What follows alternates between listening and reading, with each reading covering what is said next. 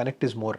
మీరు డైరెక్టర్గా మీరు ఆమ్, వెళ్తున్నారు కదా, అవును సార్. ఇప్పుడు మీకు అలాంటి ఆ ఫ్యాంటసీ మైథాలజీ క్యారెక్టర్స్ అవి మిమ్మల్ని టెంప్ట్ చేయట్లేదండి మీ లేదు సార్. మీ క్రియేటివ్ స్పేస్లో? లేదు సార్, నాకు అంటే that idea of a story అనేది నాది చాలా స్లో ప్రాసెస్. అంటే నాకు టక్ మనీ ఒకటి వచ్చేసి అది క్రియేట్ అయిపోతుంది సార్. నాకు చాలా టైం పడుతుంది.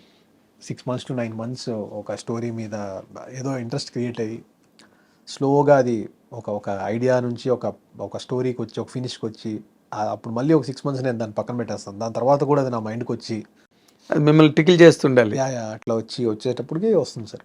ఓకే. సో నేను I'm not gifted with very faster ideas. అదే ఒక స్పర్ ఆఫ్ ది మూమెంట్లో స్టోరీ ఫ్లాష్లో రావడం స్లో. ఓకే. అక్కడ స్లో కదా, shooting wise I'm faster. But అంటే ఇప్పుడు నార్మల్గా ఒక డైరెక్టర్ అయిన తర్వాత ఒక హీరోతో సినిమా చేస్తున్నప్పుడు లేకపోతే గతంలో ఒక హీరోతో చేసినప్పుడు తర్వాత కొంతమంది హీరోలు మైండ్లో ఉంటారు, వీళ్ళతో మనం చెయ్యాలి ఎప్పటికైనా ఒక సినిమా అయినా చేయాలి అని. అలా అనిపించే హీరో ఎవరండి మీకు? అంటే నేను యాక్చువల్లీ ఆ సెటప్ నుంచి ఏం రాలేదు సార్.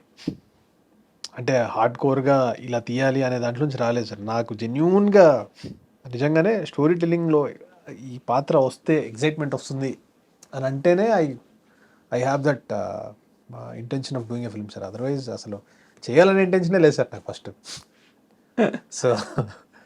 సో అంతే సార్. ఓకే.